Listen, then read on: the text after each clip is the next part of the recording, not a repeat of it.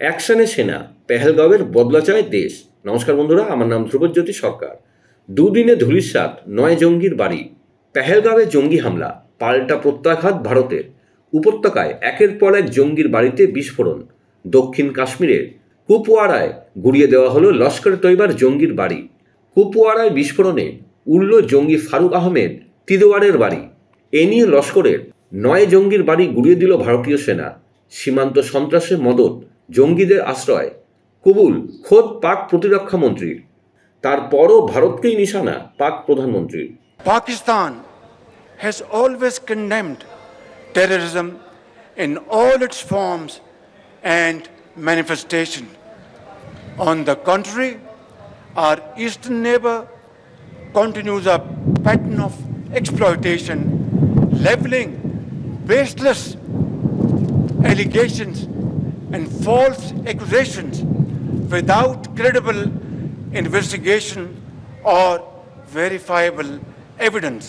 Tragedy in Pahalgam is yet another example of this perpetual blame game, which Pakistan is open to participate in any neutral, transparent and credible investigation.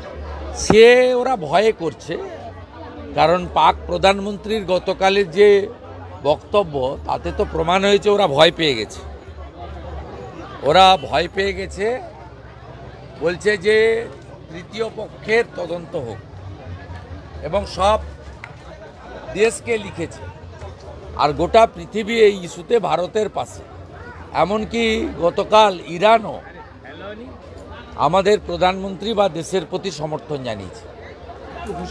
O lecture, ভাষণ, ফাঁকা আওয়াজ, শূন্য কলসির আওয়াজ বেশি। যে দেশে 1000 টাকা লিটার পেট্রোল, 400 টাকা আটা, ভারত থেকে জল না গেলে স্নান করা তো দূরে থাক, গলা দিয়ে জল নামবে না, সেই দেশের এসব লেকচার না বানাই ভালো।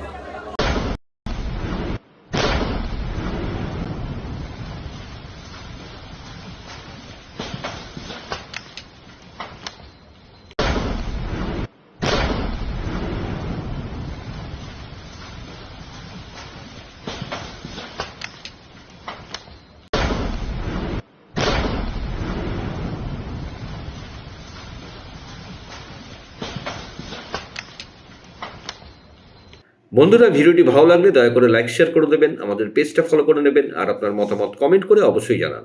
ধন্যবাদ।